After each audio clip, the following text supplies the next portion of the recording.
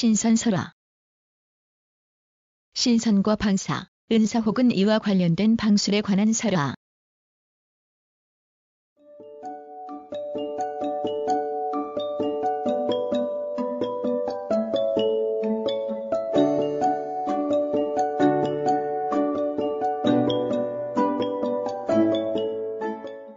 신선 사상은 본래 중국에서 발전된 장생불사의 사상으로 중국에서는 겸선천하의 유학 사상과 독선귀신의 노장 사상 두 계통이 발달해왔다. 이 가운데 신선 사상은 노장 사상에서 장생불사의 일면만을 강조하여 민간으로 전승됨에 따라 설화와 밀접한 관계를 갖게 되었다. 이 사상은 한말에 이르러 여러 가지 의식을 갖추고 도교로 발전되었으며 외래 종교인 불교와 더불어 중국의 종교를 대표하였다. 우리나라의 신선 사상이 전래된 것은 아주 오랜 옛날이며 불교보다도 먼저 한문화와 함께 유입된 것으로 보인다. 중국에서는 신선을 이루는 도교가 하나의 종교로서 도관과 도사를 갖추어 불교와 양립할 수 있었다. 반면 우리나라에서는 완벽한 종교 의식을 갖춘 불교에 흡수되어 종교로서의 도교의 기능은 발휘하지 못하였다. 오직 민간의 토속 신앙과 무격 사상 속에 스며들어 혼합되었고, 따라서 민간 설화가 이 사상을 전승 발전시키는 데 중요한 구실을 하게 되었다. 신선의 종류로는 천선, 지선, 시해선이 있으며 설화도 이들에 관한 것이 주종을 이룬다. 이들을 중심으로 한 설화는 다시 크게 3부류로 나눌 수 있으니 신선을 이루는 득선설화와 신선을 만나는 우선설화, 그리고 도술을 행사하는 도술설화이다. 득선설화는 음식을 끊는 벽곡, 몸을 단련하는 수련, 불사약을 만들어 먹는 복약 등의 내용이 중심을 이루는데 중국 신선설화에서는 이관계 설화가 많은 양을 차지하고 있지만 우리나라 신선설화에서는 많지 않다.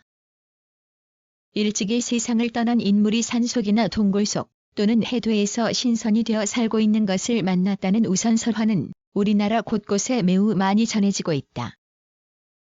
신선설화에서 가장 흥미를 끄는 것이 도술설화이다. 이것은 후대의 소설 속에서도 소재로 많이 등장하며 문헌설화로도 많이 전한다.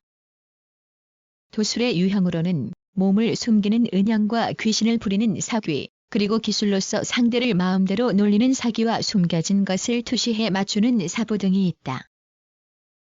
중국의 신선설화는 신선전, 열선전 그리고 태평관기 등에 많이 수록되어 있으며 우리나라에서는 삼국유사를 비롯하여 여러 회사에 널리 실려 있다. 우리나라의 신선설화로서 가장 주목할 것은 삼국유사의 선도성모수의 불사설화이다. 선도산의 성모상은 중국 제실의 딸이었는데 일찍이 신선이 되어 우리나라로 와서는 소리개를 날려 그것이 머문 이 산에 자리를 잡았다고 한다. 그는 신라 시조 혁거세와 아령 이성을 낳은 모태라고 하여 신라의 국모로 설정되었다. 이 성모가 비군이 제의 꿈에 나타나 안흥사의 불전을 지을 비용을 마련해 주겠으니 불사의 불상과 함께 도교의 신도 모셔서 공양하라고 지시하였는데 제는 이 말대로 하여 불사의 비용을 얻고 도교의 신상을 절에 모셨다는 것이다. 이것은 우리나라의 불교와 도교가 스파하는 증거를 보여주는 내용으로 우리나라의 많은 신선설화가 불교와 융합되어 있는 것은 이 설화와 깊은 관계가 있다. 아울러 불교와 상충 관계를 나타낸 설화도 삼국유사에 실려 있으니 고구려 연개소문과 관련된 보덕계암 설화가 그것이다. 고구려의 멸망에 대하여 불교를 소홀히 하고 도교를 장려한 결과라고 서술하고 있다. 또 삼국유사에는 김유신의 전공과 관련하여 도술적인 내용을 서술하고 있는데 이것은 고소설의 무용담에 깊은 영향을 미쳤다. 후대 신선설화로는 서화담이 지리산에서 신선을 만난 이야기를 서술한 오산설림의 기록이 있고 이원익이 신선을 만나 도골이 있음을 시사받고 선경까지 다녀온 내용이 어우야담에 전한다. 또한 어우야담에는 성현이 중국 고대 신선 여진이를 만난 이야기와 즉석에서 참외를 갖고 따먹는 도술설화가 실려있다. 안서우의 기록인 금강탄유록 김강탄유록은 신선사상이 허망한 것임을 풍자한 내용으로서 신선사상을 대하는 우리 민족의 의식을 이해하는 데 도움이 된다. 민간의 입으로 전해지는 신선 이야기는 헤아릴 수 없이 많다. 그중 나무꾼이 목욕하던 선녀의 옷을 감추어 선녀를 아내로 맞이했다는 이야기는 구존 신선설화의 대표적인 것이다.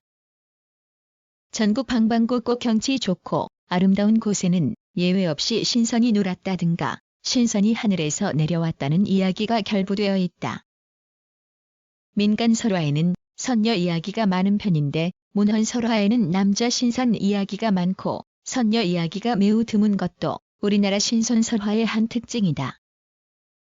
출처 한국민족문화대백과 사전.